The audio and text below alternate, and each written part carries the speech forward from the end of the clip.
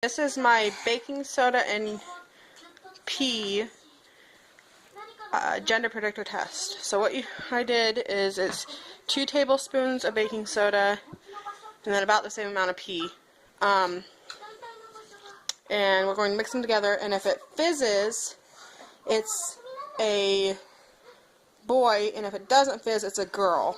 So we'll see what this happens. Okay.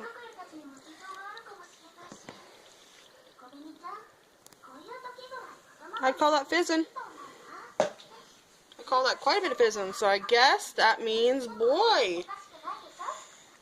I call that quite a bit of fizzing.